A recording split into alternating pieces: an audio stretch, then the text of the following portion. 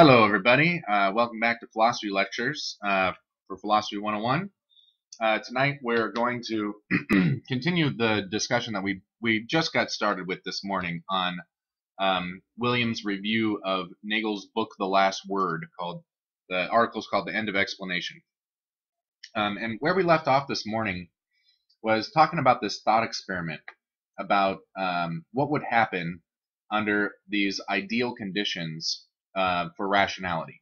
That you've got two people who are having a debate with each other. They have all the time in the world to talk about things and entertain all the different arguments and options.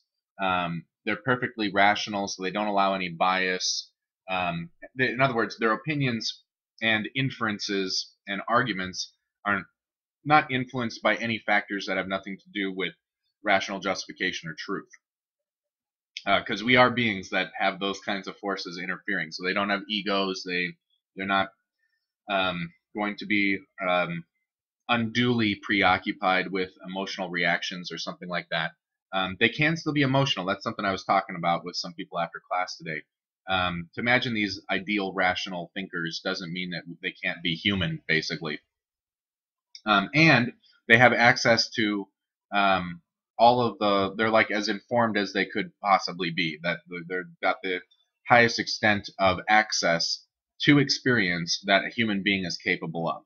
So we don't need to imagine them as being somehow inhuman. Like maybe they have sensory modalities that we do not possess. They've got like some other sense organ, which like we don't have to imagine that they have echolocation or something like bats do. They're just like us, except they're doing everything with regard to reason as perfectly as it is possible to do, theoretically. Not even like working within the limitations of like fragile human psyches and all that thing. So that's a thought experiment case.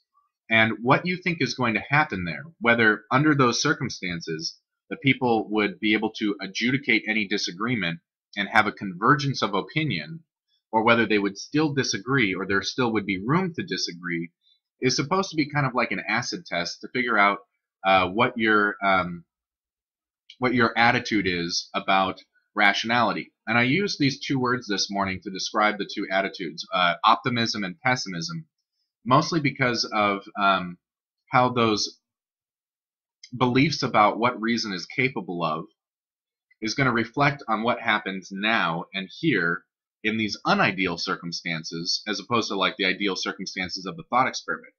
If I believe that under these ideal rational conditions, we would be able to adjudicate all of our disagreement and there would be consensus of opinion that we basically resolve what we were confused about. We'd figure out what is the truth, or we would agree that for some reason that we both agree on, it would be impossible for us to have knowledge of the truth.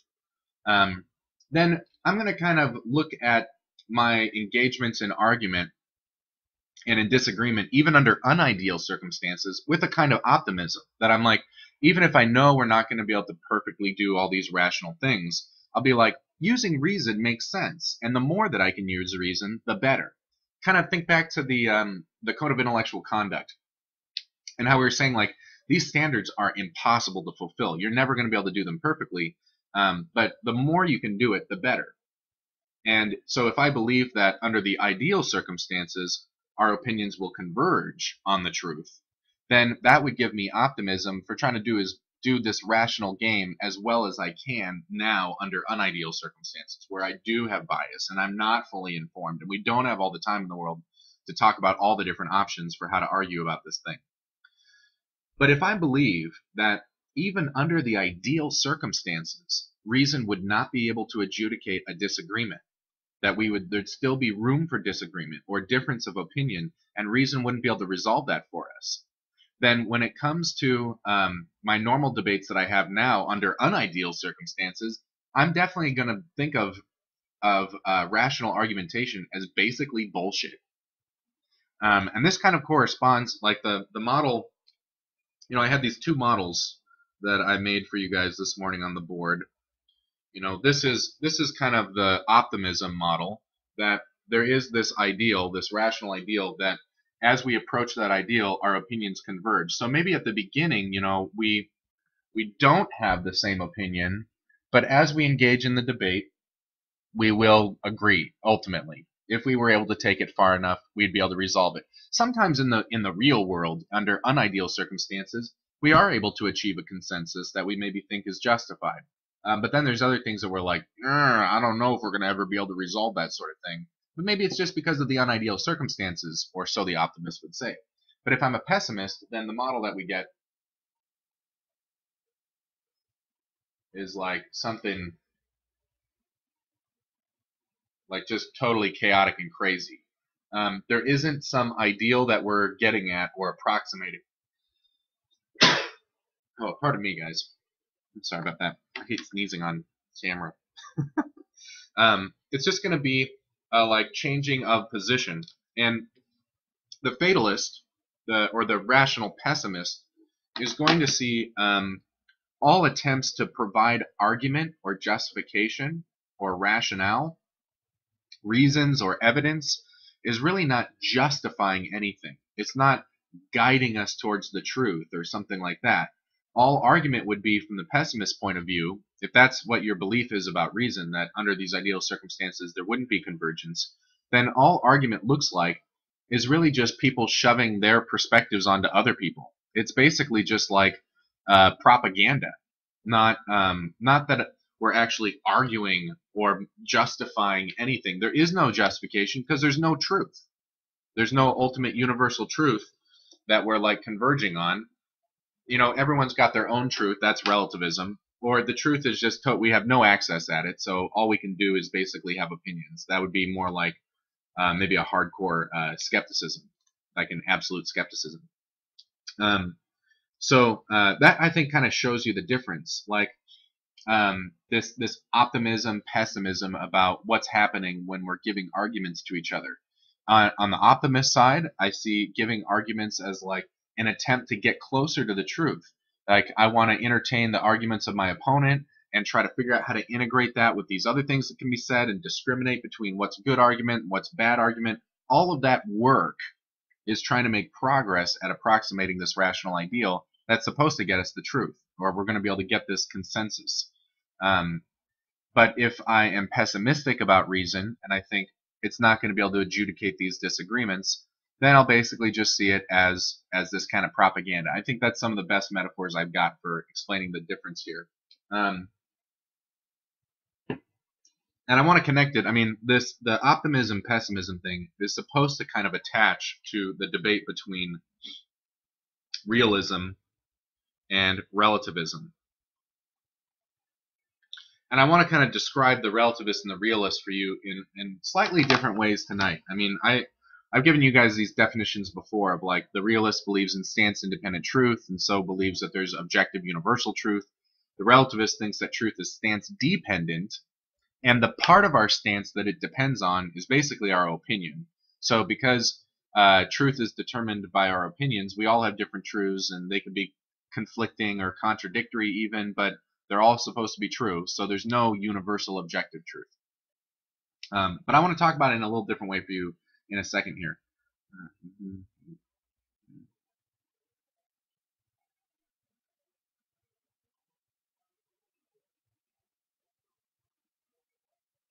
Okay, so Rob's asking, I thought it wouldn't be possible to agree if they were human, but if they're perfectly reasonable or rational, I think they could reach agreement. Does that mean I'm optimistic about universal truth but pessimistic about human capacity to understand it? Yes, that is exactly what you're standing for if you have that stance, Rob. If you believe that under the ideal conditions there would be convergence of opinion, then you're an optimist about reason. And even if you're like not so optimistic that when we have actual conversations in real life we'll get to that place of convergence of opinion, that doesn't mean that you're not doesn't mean that you're pessimistic about reason itself. That you're like, reason can do this, we're just really bad users of it. And that is a totally consistent position with rational optimism, or even realism, the realism position itself. Yeah, this is about reason and truth, not about human ability to use reason. Which, I mean, we have some of it though. So it's like I said, if that's true, then the more that we can work on developing our ability to follow rational standards, there's going to be a kind of payoff that's going to make more good things. But if reason can't get us at the truth at all, if we have the pessimistic attitude, then what's the point of trying to become a better reasoner? If you're a pessimist about reason, you should drop this philosophy class and just stop studying it, because it's basically wasting your time. I mean, if you sincerely believed in rational pessimism, then everything that we're doing is basically just, well, the most it could be is maybe just fun. It's just like, oh, new ideas, cool. I like new ideas. Is it really true? No truth. Who cares?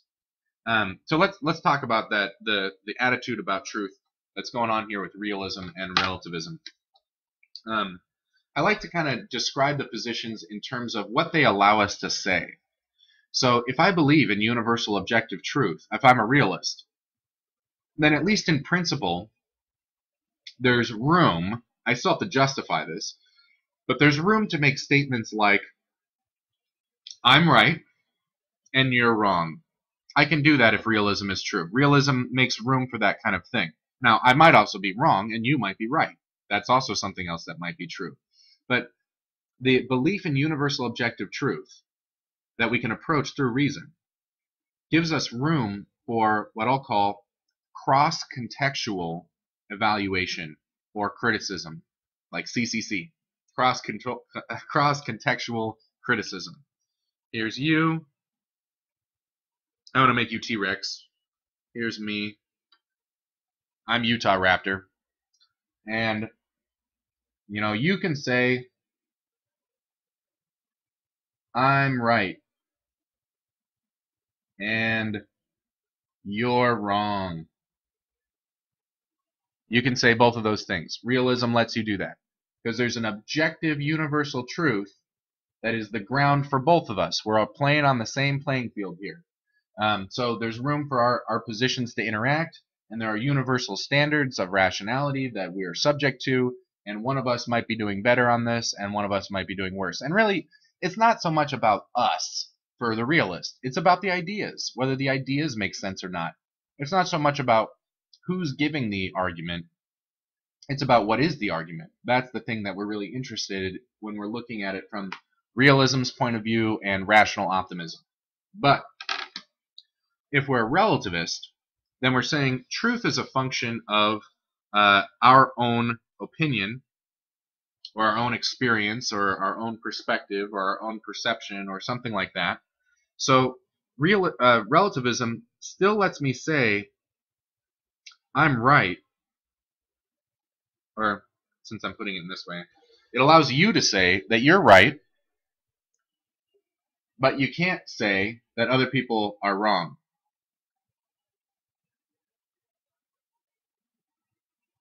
So if you wanted to say you're wrong, can't do that if you're a relativist. Because to say that you're wrong is to basically make a judgment about what's going on within my subjective or relativistic bubble about like what's true for me. I decide what's true for me based on what I believe. That's what relativism says, that there's a truth for me based on what I believe or what I perceive or what I experience. And for you to say I'm wrong, you can't really make a judgment about what's going on inside my context. All you can do is maybe say that, like, from where I'm sitting, I think you're wrong, but that's basically useless. There's like nothing that matters to me about that under relativism, because we're all kind of quarantined in our own little truth bubbles. We don't ever interact. There's no universal ground that we're ever connecting with each other on for relativism, because each one of us has our own truth, and there's no public truth. There's no world to ground all of this, and there's not even a rational ideal of something that we could converge on like the subjectivist wanted, like Goodman or Kant, that maybe there's some universal rational rules that would allow us to say that someone's right and someone's wrong, but relativism doesn't even allow for that. Okay, so this is what we might call individualistic relativism. You might also be familiar with relativism with the version called cultural relativism. Cultural relativism is basically the same game, except we're going to say that what makes something true is the cultural standards of a community. So the beliefs of that culture or their values or something like this. So there's a truth for them, and then there's a truth for us. And I can be wrong. You can tell me I'm wrong under cultural relativism by just sort of pointing out how my opinion differs from what our culture tells us is true, or what it stands for as being true. But we can't make judgments about what's going on for some other culture and saying that what they're doing is wrong. Can't do that under cultural relativism. So it's basically the same thing, although instead of individualistic bubbles, it's little cultural community bubbles. And that's how things are working under cultural relativism.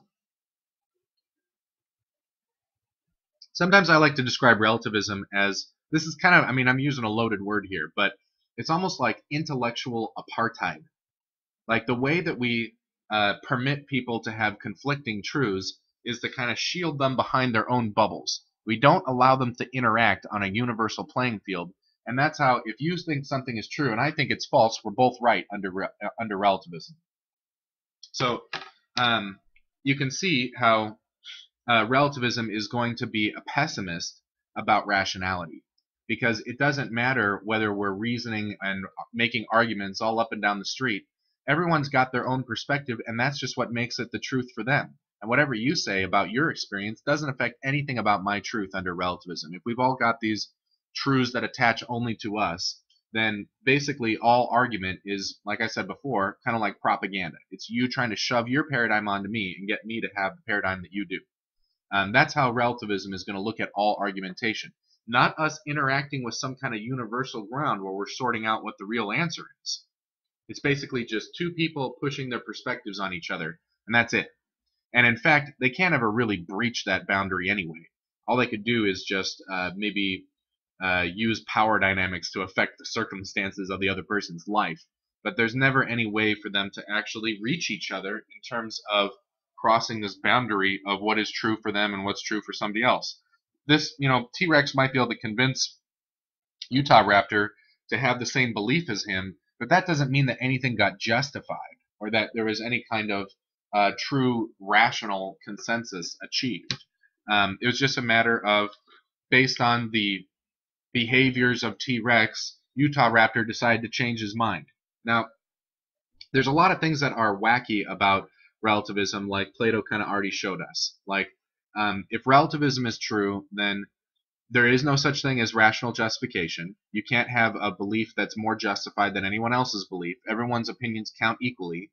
You also can't learn. You can't know more than other people about something. Everyone just has their own truth. You never have more of that or any less of that.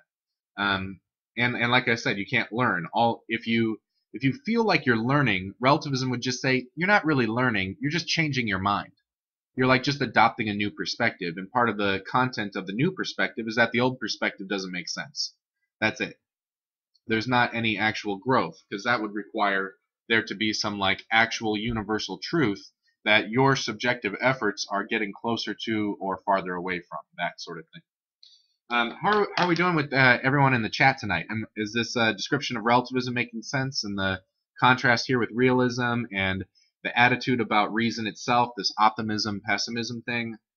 Before I go further, we haven't even gotten to really the meat of what Nagel and Williams are up to, but I'm just kind of setting the stage. But I want to make sure everything's good before I go forward on that and start throwing some more stuff into the mix. How are people doing?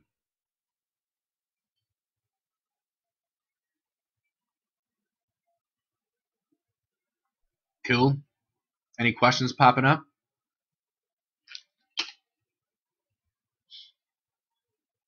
Okay.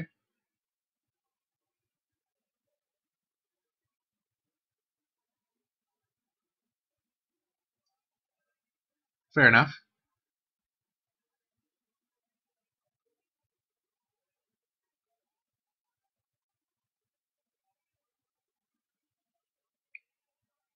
All right, then I'll keep going.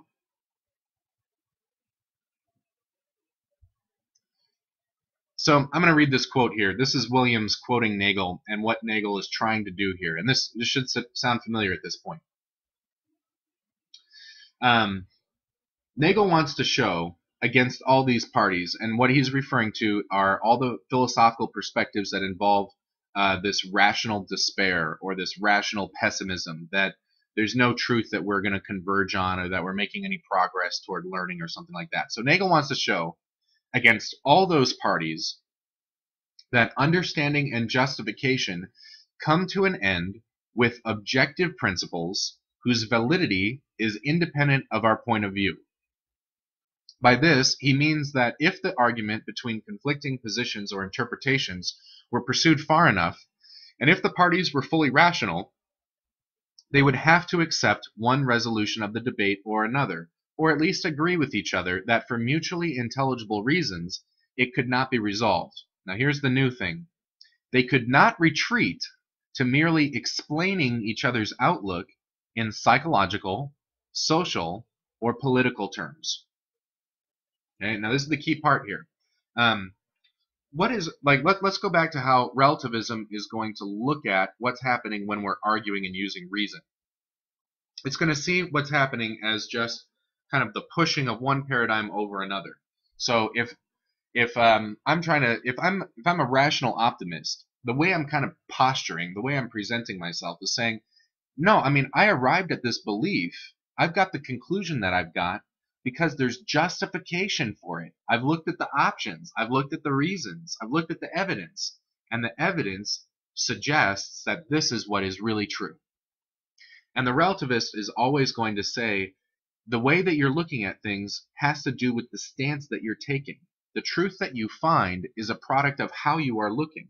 And there's no way that you can claim that you're getting at an absolute, objective, universal sort of truth with this. All you're doing is basically projecting the paradigm that you're already operating with. So all of your standards and all your justification is really just part of how you're looking.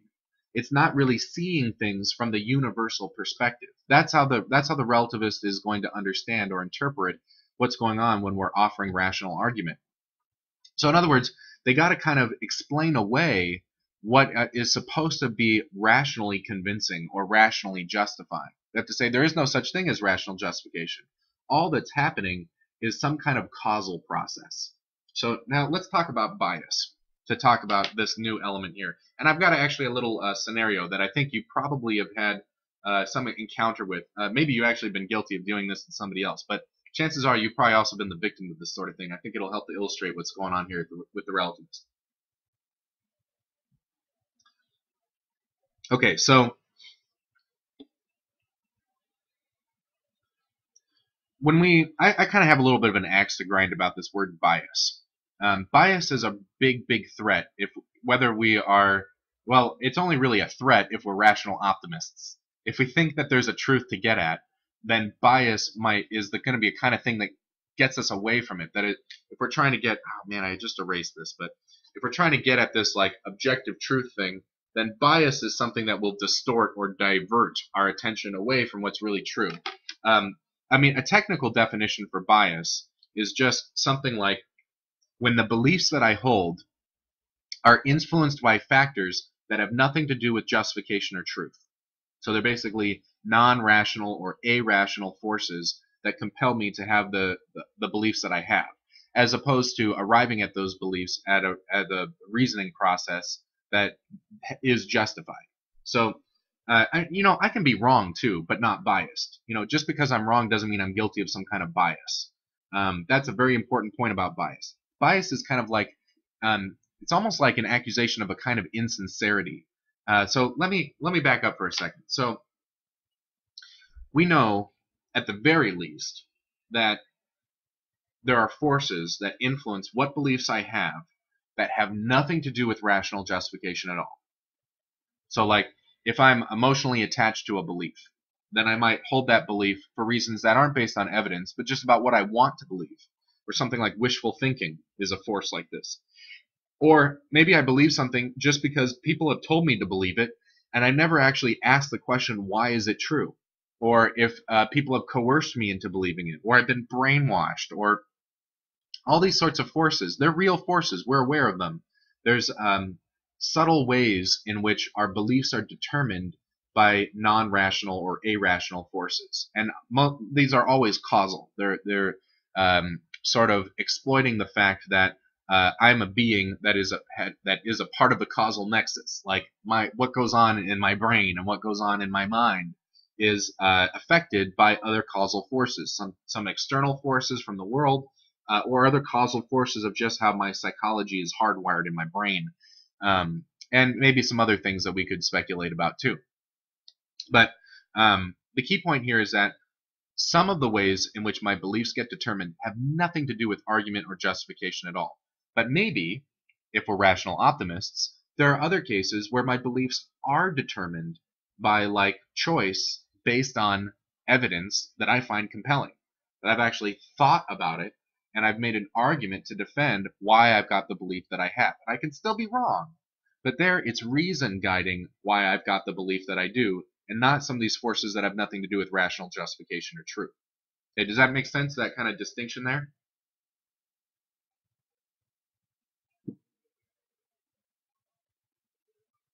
To basically say that someone is biased is really to say that you think you're being rational when you give that argument, but really your argument, you find that argument compelling not on rational grounds, but on some kind of irrational or non-rational grounds. That's what it would mean to like accuse someone of bias. Um, I've got, like I said, I got this axe to grind about bias. One, because there's a lot of different forms of bias that we would want to be sensitive to. It's not all the same sort of thing. I think sometimes we whitewash a lot of bias as really just like this one thing that happens. And I think if I look at how people actually use the word bias in everyday conversation, I would conclude that the definition of the word bias is just something that applies to a case where we recognize that there's a pattern to someone's thinking and we don't like it. That's how I see most people throwing around the word bias. That they just like recognize that someone actually has beliefs that have some sort of principled ground, and we just don't like it. We think that they're wrong or whatever, and so we call them out as being biased. But a lot of times, if there's a pattern to someone's beliefs, that's because they're intentionally doing it that way. They probably believe that there's some kind of like rational principle that justifies why this is the right pattern of beliefs to follow. So bias is a much more serious thing. It's really it's saying that the person is rationalizing instead of reasoning, and that instead of sincerely trying to seek the truth, what the person is really doing is just trying to find a rational justification for something that they have already and arbitrarily decided is true, not on the basis of justification. Okay, I got a couple comments here from the live chat here, so let me try to answer them. What happens to a relativist when he actively denies an observable truth? I mean, that's kind of only up to them. It kind of depends. I mean, if I say I can lie, right? I can say that I believe something when I don't believe it, or that I don't believe something when I do believe it. I can do that. And depending on how the relativist understands the stance dependency of truth, you might have room for saying that there's room for that or not room for that. That's going to be the key thing. I mean, it's good to recognize that relativism comes in many different flavors, and most of the differences between all of the positions that fall under this umbrella of relativism have to do with what part of our subjective stance they are linking truth with. Like, what's the truth maker? Is it just my opinion? Is it also maybe some of my beliefs and perceptions? So if I have a certain perception, then I can't deny it. That truth is sort of set by my perception, even if I form some other opinion to the contrary. So there's some. It depends there. Notice, like with the cultural relativist, I can be wrong because I'm just not matching up to what society says. So, like, if I think materialism is a bunch of bullshit, I'm wrong because look at American culture. They're pretty much saying this is how happiness happens. So I'm wrong because I don't fit with what the society says. That's how cultural relativism will deal with that. So because they're linking truth to just what is the consensus of a society. Okay, so yeah, I think it'll just sort of depend on what kind of relativism we're talking about what would happen if someone is like saying or trying to form a belief that directly contradicts what they're actively perceiving in sensation.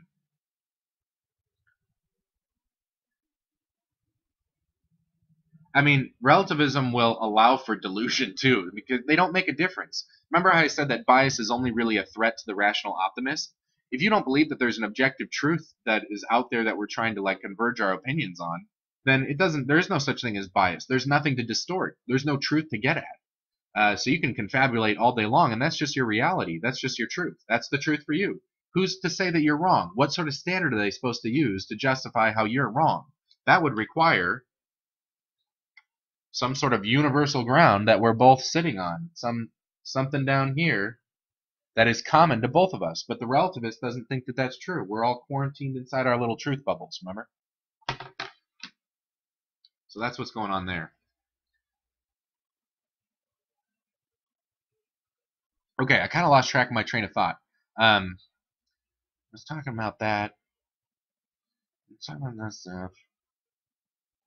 Oh, right. That's the next thing I wanted to talk. Yeah, the axe about bias. Okay, so here's the next lead in here that I think helps you get inside Nagel's head, like why Nagel is so motivated to make all these arguments about against relativism and that sort of thing. And notice again, I'm going to reread for you the quote from Williams describing Nagel's position, or just the very end of it. He says, by being a rational optimist, he believes that under these ideal conditions, they would agree, and that they could not retreat to merely explaining each other's outlook in psychological, social, or political terms. So maybe you've had this kind of experience.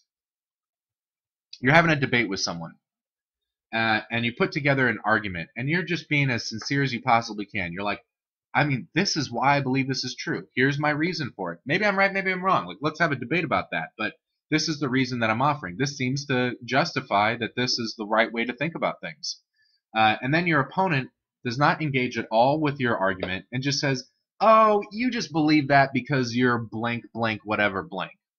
Okay, so like, oh, you're just saying that because you're white, or a woman, or that you are Christian, or whatever you want. Like any of these little like demographics, right, or like cultural things. Like, oh, you're just saying that because you're an American, or whatever, right? That they're trying to say that like your opinion has been caused by your background. Oh, you're just saying that because you had stable parents instead of crazy parents like I did, or whatever, right? Like they're trying to find a way to dismiss the argument by saying that the only reason you adopt that position is not because there is evidence or justification for it, but because of some other irrational or non-rational factor, some kind of biasing force.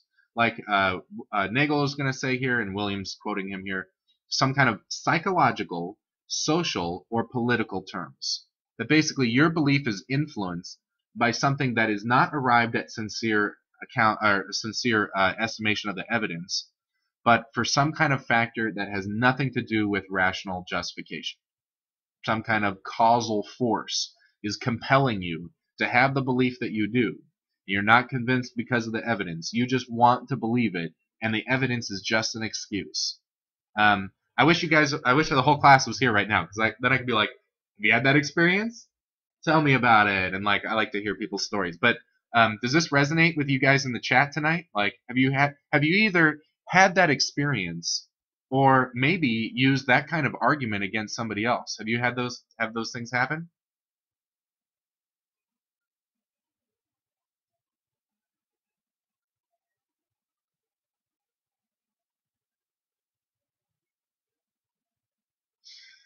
Yeah, it kind of feels weird, right? It feels wrong. It feels like someone has done something bad toward you, or you've done something bad toward them, right? Like both sides I think if we just are just talking about like moral intuitions here, feels like I might describe it as when someone does it against you, it's like they're not even listening to your argument. They're not taking you seriously. And that's what might feel like unethical about it, that you're like, you're disrespecting my opinion. You're like not really listening to what I have to say. Like, if my arguments are bad, show me the problem. Like, you can make objections, but you can't just like dismiss my opinion out of hand in this sort of way.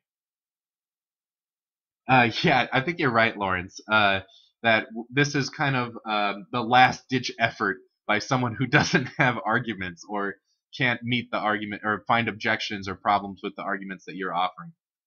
Yeah, sometimes it's an act of desperation in a debate. Yeah. Yeah, I mean, it's kind of. I think you're right to use the phrase "close-minded" here, Andrew, in as much as they're not approaching that argument on its own terms. But this is a real debate, guys, and that's why, like, I told you guys earlier in the quarter that I don't want to be like some of these other philosophy classes I've seen, where in the first week the instructor walks in and it's basically like, "Hey guys, relativism is stupid, so stop believing it and let's get to work on the truth." I don't want to do that because there is a real debate here, and that's what I see Williams fighting for too. He's like, this position isn't going to be so easily just dismissed too. It definitely feels wrong, and maybe we need to like find a way to articulate why it's wrong, and definitely maybe we need to defeat it. But it's not something that we can just dismiss out of hand because there's something here that has some weight. There are real motives that might lead someone into believing that relativism is the way to go here. So that's where I want to go next here. We need to look at Nagel's argument about why relativism is false. Like what, not just these kinds of complaints like my appeal to your moral intuitions a second ago. I don't think that that's going to be good enough to defeat relativism, but I think it might be a motivating factor here that reveals that there's something fishy happening. But Nagel has a more powerful argument to offer here about what's sort of wrong-headed about relativism. And then we're going to look at how Williams is going to kind of, like I said in class this morning, Williams' stance on Nagel's argument is that, like, yeah, you did defeat the relativist here, Nagel, but you didn't do as much as you thought you did. You didn't make the world safe for realism. There still are the motives and arguments that are behind relativism that still kind of haunt us like a specter as we're trying to get at the truth. And if I was to summarize it in a phrase, I would say Williams agrees that we can't dismiss all rational argument as just bias, but that doesn't mean that bias does not exist. And we need to be really serious about looking for the ways in which subjectivity in a bad way distorts and creeps into our efforts to get at what the universal objective truth is. So that's a little nutshell of where things are going next. Okay, so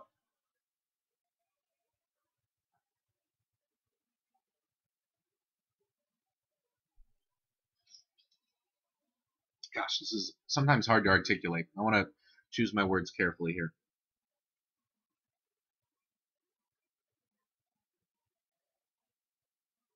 Okay, let me remind you of something I said this morning in class. Remember I said that Nagel's main argument here is going to be that in order to make a relativistic interpretation of someone's attempt to get at the objective truth, in order to basically defend the stance that things are relative and that's just your truth, but it's not a truth for anyone else because it comes from your idiosyncrasies of what's going on just with you, the relativist is going to have to make other objective claims to justify taking that stance. So if the relativist wants to explain away the force of an argument through attributing it to some kind of psychological, cultural, or political causal factors, they're going to have to use other arguments that make claims that make objective claims, objective truth claims, the very thing that relativism is denying. In a couple places, the language that Nagel uses is something like, we can't get outside of the game of universal truth seeking. We can't do that. We can't treat everything as just a relativistic truth. And we can't do that globally. And that's the part that Williams agrees with Nagel on. He says, yeah, you can't maintain relativism as a universal stance. I basically can't do a relativistic critique of everything. I can't do that. I won't be able to maintain that position.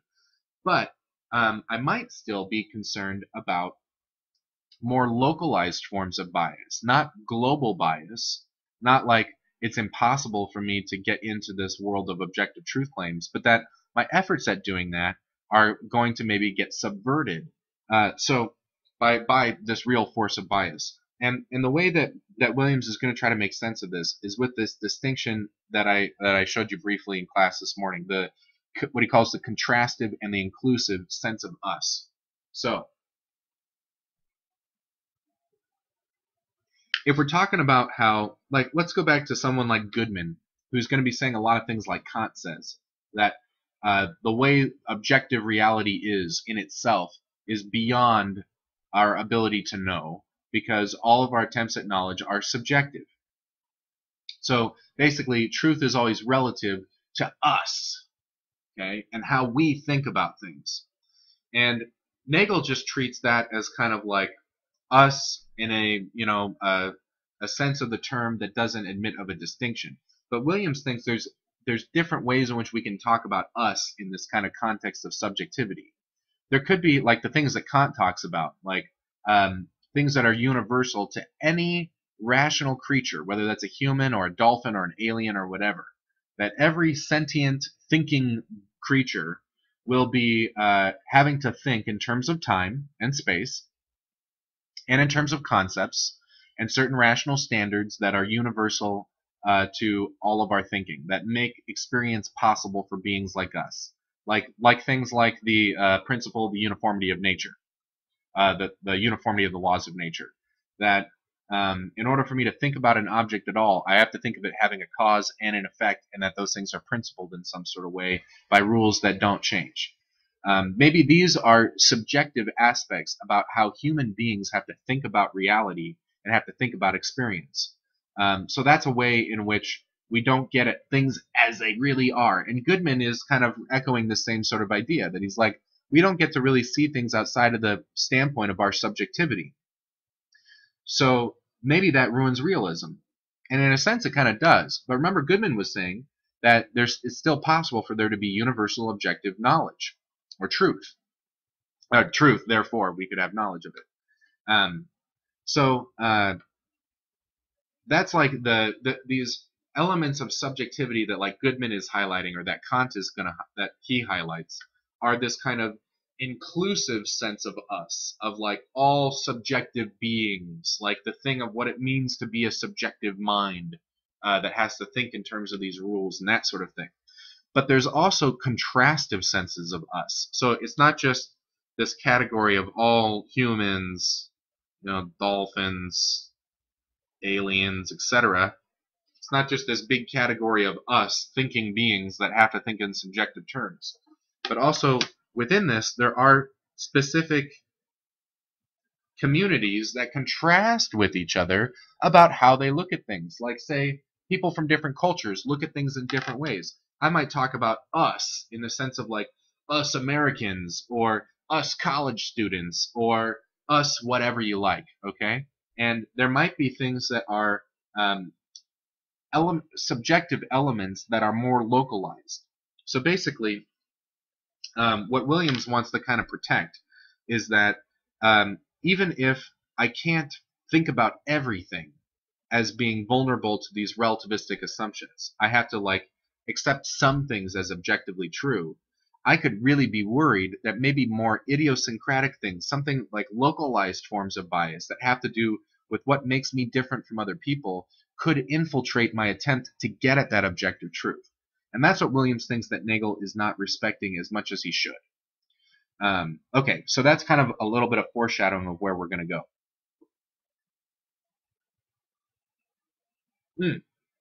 Here's another way that might guide you. It's just having like some toy examples here to play around with. When Nagel's giving his arguments in his book, he's kind of going back to two examples all the time. Like when he wants to vindicate rationality here, he wants to vindicate objective universal truth through realism.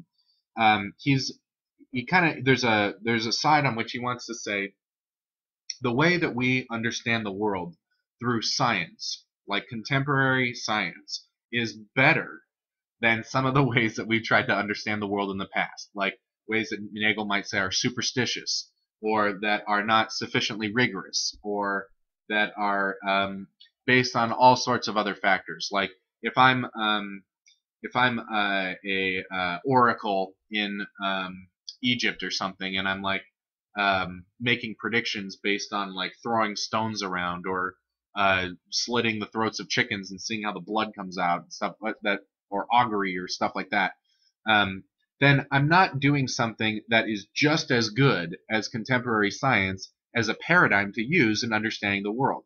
Like Nagel wants to say, yeah, this is better. We're making an improvement here. This is the right way to investigate the world, that we're doing it the right way. And likewise, so that's like an example of objectivity with respect to descriptive truth. And then to cover the normative side, Nagel uses an example of liberal values. And by liberal values, he doesn't mean like what Democrats think versus Republicans. He means like just really universal stuff, like that there are universal human rights, that slavery is wrong, um, that everyone's life matters, that kind of stuff. Those are liberal values, and those are really recent. I mean, well, it depends on who Nagel says that they're recent. Um, there's probably some examples from the past, this even going all the way back. I mean, Plato is a huge progressive, I think. I think that's totally fair to say that he's got liberal values, and there's sort of echoes of it. But in terms of like looking at um, cultures overall, we're not really seeing a lot of respect for human equality across the board. There's always like women are always getting crapped on throughout most of history. There's always other races that are just treated as slaves and stuff like that. So the idea of really building society around a principle of universal human rights, that's a paradigm that is relatively recent about what we're up to. And Nagel wants us to be able to say, yeah, we're right, and they were wrong. So like he looks at Rome, ancient Rome or something. He's like, Rome's doing it wrong, or the Spartans, or the like slave owners in America's history, that they're doing it wrong, that isn't right. And it's not just, you can't just say, oh well, that's just what we can mean in this contemporary liberal culture that we've got today. That's just our perspective, right? The way that the relativist wants to do it. Nagel wants to say, no, it's really right. It's not just right for us. It's right, period, universally. Okay? So those are good examples here for what Nagel's position is and what his objective is. Okay, so far so good?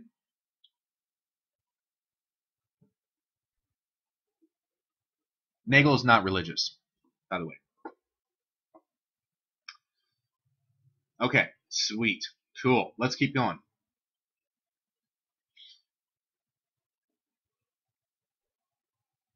All right. Now, let's go back to Nagel's argument. Nagel's going to say that if the relativist wants to explain away our beliefs today, like we think we're right objectively and universally, like something like universal human rights is appropriate. And we're pretty convinced of that. But the relativist is going to say, you don't really have what's universally true. You just think this because of the cultural trends of your time. Something like that. They're going to have to they're going to find some way to dismiss the actual arguments as just some kind of form of bias. And Nagel doesn't just say that in order to defend their position, they're going to have to make objective claims. He goes a little further, too. He says, if they're going to make a relativistic critique of a certain claim, an objective truth claim, they're not only going to have to make objective claims, they're going to have to make objective claims of the same type as the one that they're getting rid of or trying to dismiss or undermine. So, in other words, if you want to say that the confidence in empirical science today is not truly objectively better than something like fortune telling or some kind of traditional practice of discerning what's going on, or if you don't want to, the other example he uses is like modern medicine versus traditional medicine. If you really want to say that is just a product of contemporary bias, you're going to have to give some evidence to show that these biasing forces are present. In other words, you got to do some science. You have to come up with evidence to show that people's opinions on this matter are influenced by factors that are causal and that are not attributable to rational justification. So you'd have to do some sociology of science or medicine in order to make this kind of argument. And guess what? Sociology is a science. It's making objective truth claims. If it's just relativistically true, then that's not going to help justify the relativistic position to undermine this objective truth claim. Does that make sense? So like, in order to undermine science, you would have to do some more science. So in order to show that there's bias, you'd have to commit to other objective truth claims about this is what's really going on. And that's why what you think is going on is not what's really going on, that it's just chalked up to bias. Does that make sense? This is the core argument that Nagel offers.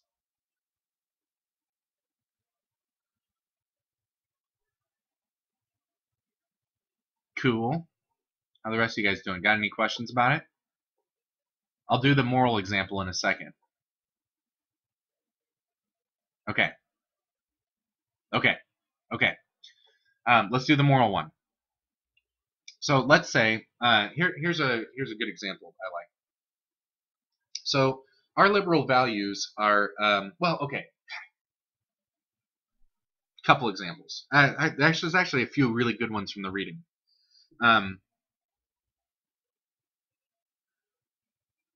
Let me start with this one. This is one of my own design. Okay. And I came up with this example and this argument based on trying to use charity to understand why people find relativism attractive. And from talking with people who did find relativism attractive or who were full-on relativists that wanted to defend it, I found that a strong motive for being a relativist is the value of tolerance.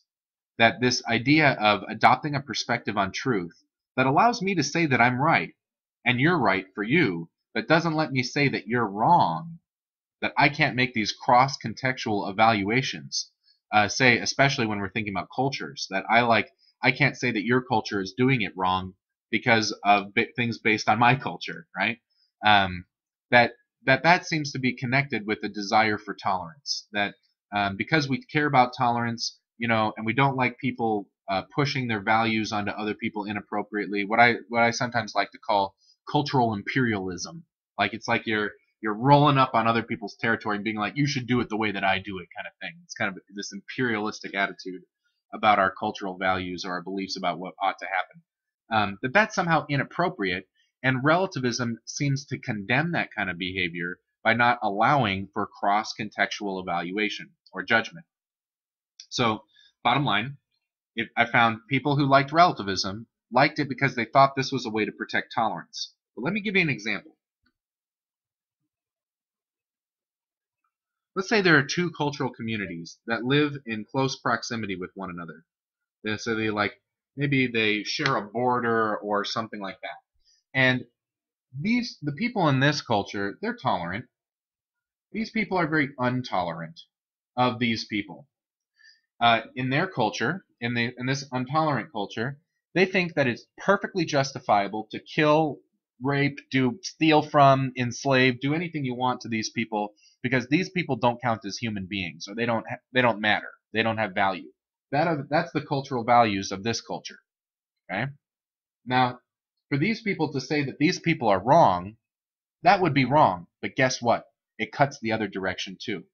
And if we're relativists, if we're like some third party who's like looking at this situation and being like, this is crazy, we can't tell this culture that its values are wrong.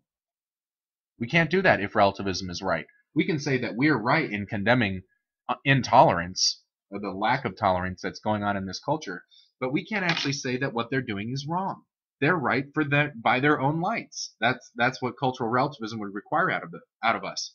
So, in other words, if relativism wants to say you can't make judgments of other people's cultures, they're committing themselves to making an ethical claim about what we should and should not do, and that's really an objective truth claim.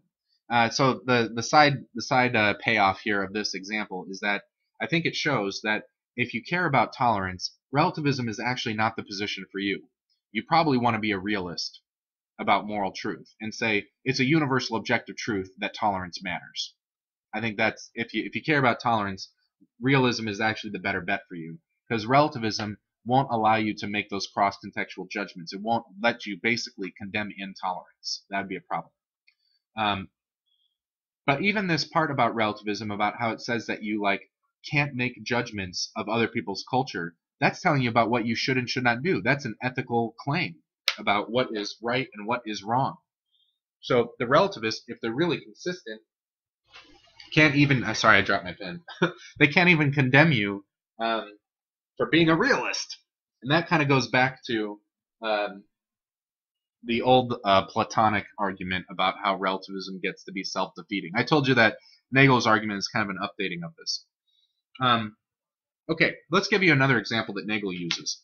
I like this one too. This is a good one.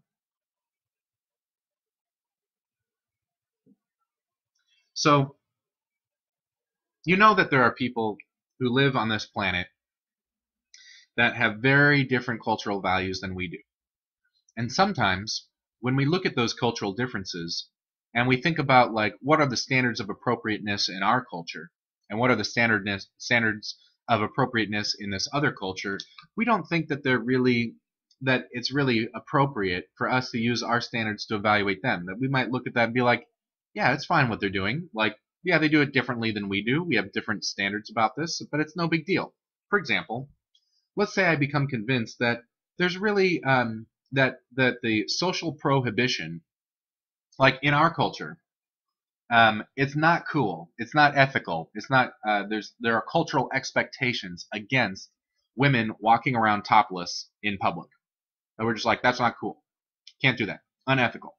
We would, if someone did that, we'd be like, oh my gosh, get a shirt on her, this is totally screwed up, can't do that, right? But in other cultures, no big deal.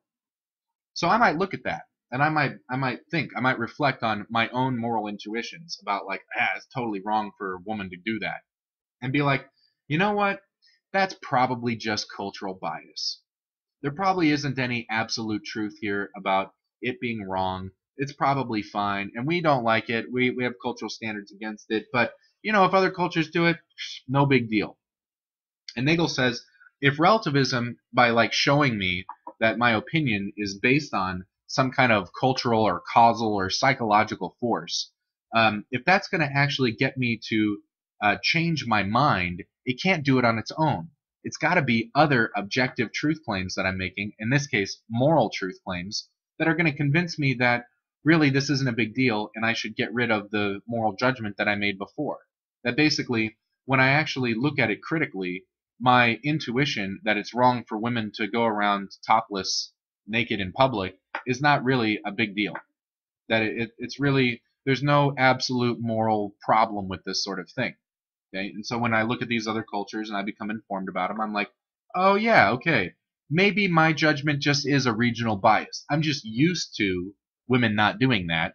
Or if someone does it, it's like a big deal. Like we like really sexualize breasts in the Western world. But maybe they don't have to be. Why do they have to be so sexualized? Maybe it's not a big deal. Okay? So this is Nagel kind of talking about how relativism might work.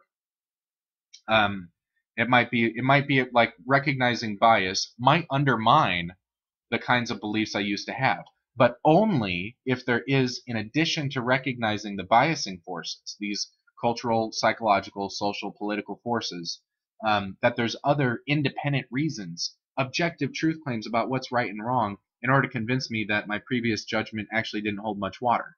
So Nagel's thinking, even when the relativist wins by like sort of showing us how people do things differently, it really has to import rational argument, objective claims. And this comes into much higher contrast if we imagine other sorts of examples of cross-cultural differences. Gosh, I wish I could take a poll with you guys. I want to say this next example is not it's not a pretty one, but it's kind of the perfect example because it has a lot of force. So I apologize for the unsavoriness of this example, but morality sometimes gets kind of dark. Like I say that all the time. So sometimes we're going to look at moral truth. We have to look at how dark things can get. I don't know how many of you guys are familiar with the cultural practice of female circumcision, but this is a practice that is done in some cultures on our planet, and it's not just something that is done to women by men or something like that, but this is something that even women are complicit with in their cultures, right? In some of the cases where this happens. Female circumcision involves usually one of two different practices, either the surgical removal of the clitoris or the sewing tight of a woman's vagina. And we look at those cultural practices as being like seriously immoral. Like if someone did that in America, they would go to prison, and we would all think that that's totally appropriate. By our cultural values and principles, that's totally effed up, and it can't happen.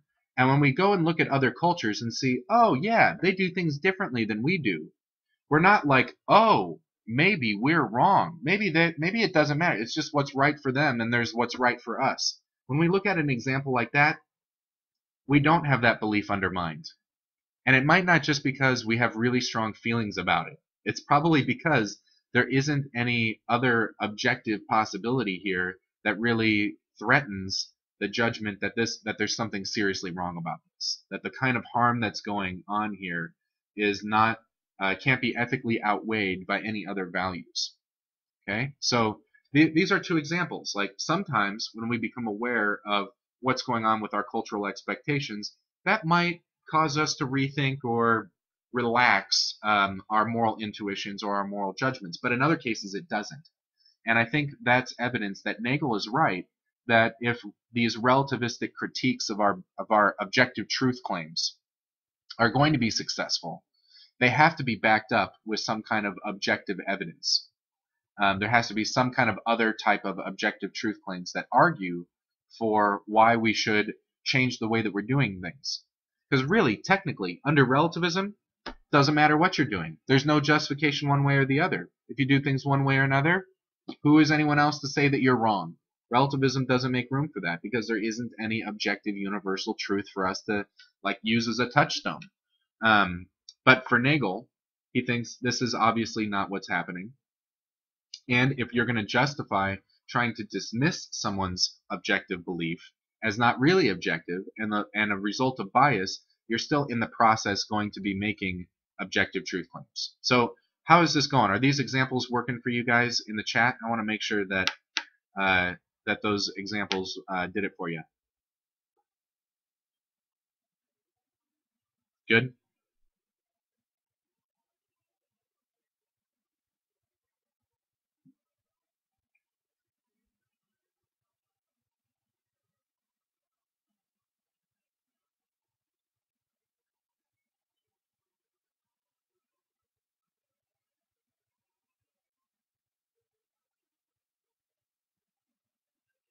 Okay. Okay. If it is a relevant question you got, Andrew, I'd love to hear it. If you think it'd be useful for other people to hear about too.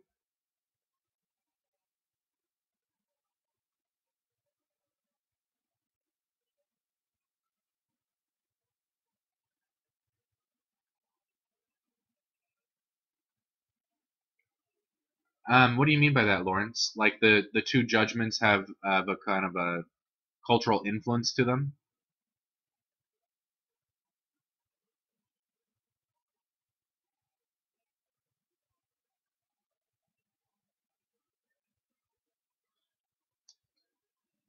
And they get reflected in culture. This is kind of like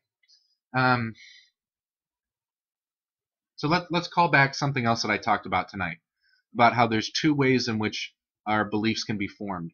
Sometimes they're formed by rational influences. Like I looked at the evidence and the evidence suggests something, so I believe it because of the evidence. Other times my belief is not based on evidence; it's based on other types of causal situations like cultural influence and stuff like that. So the real question here is it's kind of like which way are you going to interpret it? If we've got strong feelings about say female circumcision, is that because of how deeply embedded it is in our culture, or is it so deeply embedded in our culture because there's lots of evidence to think that it's true, or there's really good rational argument to think that it's true? That's a very clear truth. Which way you're interpreting it, that's kind of like this relativism realism thing. And Nagel's point is just that the relativism can't be maintained consistently about everything. You can't treat everything as relativistic. You can't do that. And William's point is that, yeah, but we could still be worried about cultural bias. That there could still be this contrastive subjectivity as opposed to the kind of subjectivity that just happens universally that could influence our attempts to get at what is universally true. And I think Nagel's kind of trying to get rid of all of these worries. He's trying to kill all of the worries about bias and skepticism and this sort of thing, all in one fell swoop with this clever rational argument. And Williams is like, you're not going to be able to do it this way. You're gonna like he puts it at one point in the article. He says you're going to have to fight a guerrilla war about this because it's going to go case by case. Like in this case, what is responsible for our belief? Is it cultural influence or is it actual argument that justifies it? That's going to have to be determined on a case by case basis because both of those things can happen. And if we really do believe in universal objective truth, then we're going to be especially concerned about bias, and we want to be sensitive to the ways that subjective influences get in the way and distort our ability to get at that truth. That's really a big part of what Williams is going for. Yeah. Here's a quote from him that I really like. He says, "The seeds of skepticism are there to germinate in anyone who thinks seriously about our intellectual and cultural situation as it is now. That these kinds of skepticism cannot become total. That's what Nagel proves. That I basically can't get rid of truth, period, just because I'm aware that there's this phenomenon called cultural bias. I can't dismiss all truth seeking. That's what Nagel does accomplish in Williams's eyes. But the hard question," Williams says, "is how far skepticism or relativism can go while still not running afoul of Nagel's attack." So, in other words, let's say I objectively believe in sociology as getting at something that's actually true. Then the product of some of that sociological research, which I stand by as objectively true, might be that some of our other beliefs are not founded on objective rational evidence or something like that. And that's something that that's a posture I could adopt or a set of beliefs that I could hold that aren't going to be vulnerable to Nagel's attack. The big thing that Nagel's arguing about, how you're like always caught back into making more rational objective truth claims, is just going to defeat the absolute big picture relativist. Okay? And I want to say we're coming up on an hour and 5 minutes, so I'm going to have to shut things off here. How about the password for tonight? The code word is drinking the Kool-Aid. Drinking the Kool-Aid. That's gonna be our code word tonight, or code phrase, I guess. But I want to just say that this discussion is just the start of the discussion. This last quote that I read, where Williams is asking this question, how far can skepticism and relativism go? Basically, concerns about subjective bias, without getting into trouble with Nagel's argument that defeats the big picture relativist. So basically, imagine it like this.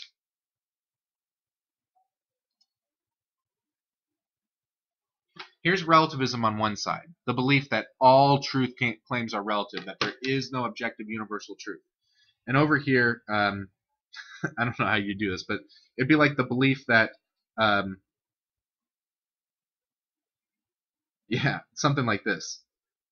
No bias ever exists. These are two very extreme positions about what's going on with us and our attempts to get at truth. Relativism is like, you're never getting at any objective truth whatsoever. And this is like, you're always getting at objective universal truth. Williams' question is like, probably the answer is somewhere in between here. That there's some bias, but we can't think of everything as bias, because even our judgments that bias is present are based on things that can't be subject to bias, or that would undermine the claim that there is bias.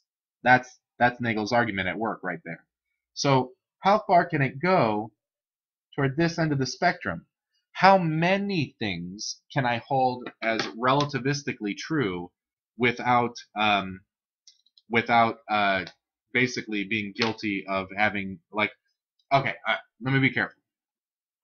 In order to say that some view is biased, I'm going to have to make some objective truth claims.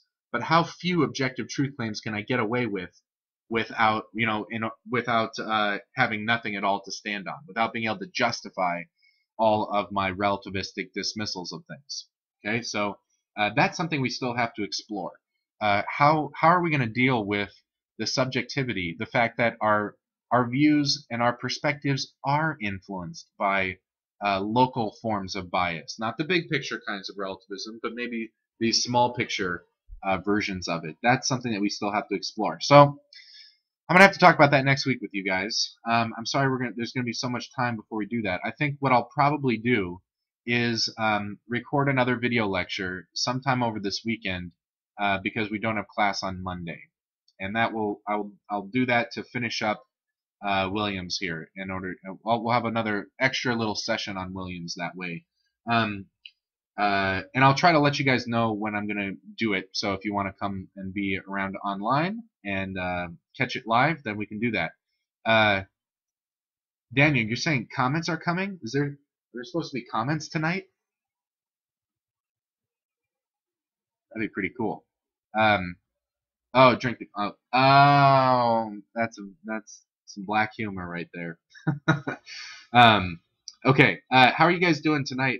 Those people in the live chat, got any questions about any of the stuff we did tonight? Anything I can clarify or go over again would be useful? I'll do it, Andrew. Yeah, I'll let you guys know. Man, you guys never have any questions.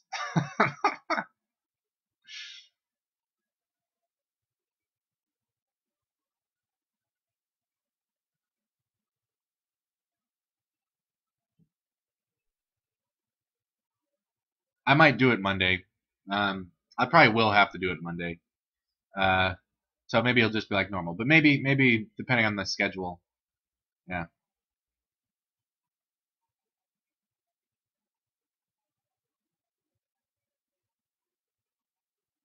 Okay.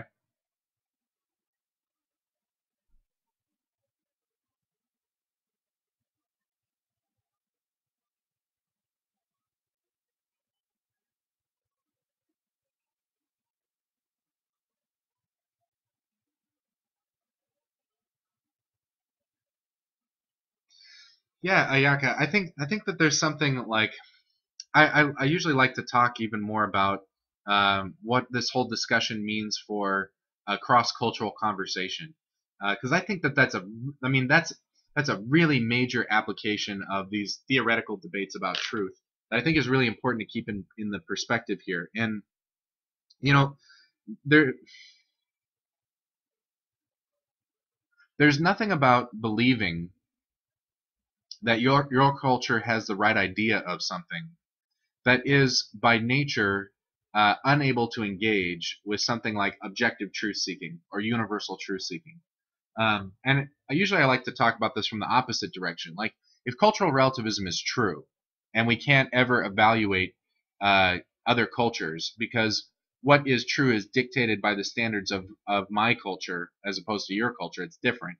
um, then one thing that disallows is for me to disagree with my own culture. I can't say that my culture is wrong, and that seems deeply counterintuitive. I mean, whenever I talk to my students about this, I'm like, so you guys are Americans. Do you think American culture's got everything right? You're like, do you think that just because everyone in this culture believes something is true, or there's a general consensus about that, or there's some sort of sociological or cultural momentum about something, that therefore it makes it true? And everyone's like, nope. I'm like, do you think American culture's got all the answers? And we're like, nope. We're within this culture, but we think it's subject to judgment. We think it's like subject to criticism, that can happen. So if our own culture is subject to criticism, then why not someone else's culture too?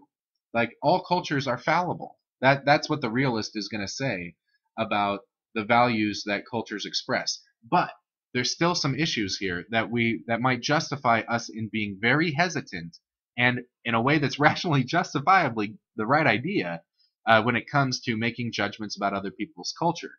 And that's because we don't understand the circumstance that we're really evaluating. Cultures aren't just different because of their standards or their values or something like that. They're also different in that they have very different circumstances in which people are living. And just the same way that I might not be comfortable making a moral evaluation of some novel scenario that I've never encountered before because it's unfamiliar to me, the same thing might be true when I'm talking about making judgments about what's going on with another culture. It could also just be that I'm going to hesitate on evaluating something until I've really listened to it first. Like that's just true if we're we're just having a discussion about some kind of philosophical theory, and you give me a philosophical theory I've never heard before. I'm not going to just be like, oh well, that seems weird, so it's wrong, and just dismiss it out of hand. I probably am going to like spend some time on it. I'm going to be like, okay, let me really try to use some charity to understand what's going on here. And then after I've listened very carefully for maybe a long period of time about this and asked a lot of questions and stuff like that, then maybe I'm going to start making some evaluations. And that's the thing that I think is fair here when it comes to cross-cultural evaluation, that we can, like, it's like spend some time in that culture, like live in that world, and then maybe then you're in a position you can make some evaluations of it. And even I don't think there's anything that really should stop us from having this kind of discussion. Like, remember when I was talking about the fallibility principle from the Code of Intellectual Conduct, that I've got some confidence, or I've got an opinion, or I've got some arguments, doesn't mean that I can't acknowledge that I might be wrong. So I might be like, from my standpoint, what's going on in your culture seems pretty whack. Can you help me understand that? Like, what are the reasons why this way of doing things might be the right way to do things, or why it might be better than what I think is the right way? Like, let's explore that in debate. Let's let's hash that stuff out. I think that should happen, and it can happen. Or the other way around. I think it can happen, and it should happen. That we don't have to be so, well, okay. I want to be really careful about being sensitive about this too, because cultural values run deep. I know this from personal experience and secondhand stuff too. But I think if two people are capable of respecting each other through rational disagreement, that's a debate that's totally fair to have. That in some ways, revealing my opinions makes my opinions available to be criticized, and I make myself available to be worked on, and where you're able to teach me something. But if I don't have a conversation with someone from a different culture because I'm worried about maybe saying something that's offensive or something like that, then I might never learn. I might not have the opportunity to have my misconceptions or my uninformed judgments get criticized and corrected. So I think when and where we can have safe discussions about that, or have safe spaces for debate, is really, really valuable. And I'm very passionate about trying to figure out ways in which you can facilitate or set up a safe context, or what I like to call not just a safe space, but a brave space to have those kinds of sensitive conversations. People joke, they're like, never have conversations with people about politics, religion, or something else. I can't remember, maybe culture. Because people just won't be able to handle having a sincere, rational debate about something that is so important and meaningful to the parties involved. But I don't think that that's very good advice to follow. If when and where we can kind of press on those boundaries and make ourselves vulnerable and share each other's perspectives and listen to what each other have to offer. I mean, just because there might be an objective truth about what's the right way to do something, and one culture may have something on another culture, doesn't mean we shouldn't be informed about that first. I mean, that's no excuse to never try to figure out what the other options are. If you really want to seek the truth, you probably should look at the other options that are on the table. And there's lots of wonderful cultures all across the planet that show us in an embodied way other alternative ways of looking at the world and of living. So those are worth listening to and considering. But maybe we don't have to go so far as to say they're all right or something like that. Okay, I think I've talked long enough on this video, so I'm going to sign off on the video on the recording, and then if you guys want to talk more afterwards here for a second, then that's cool too. So, see you guys on YouTube next week.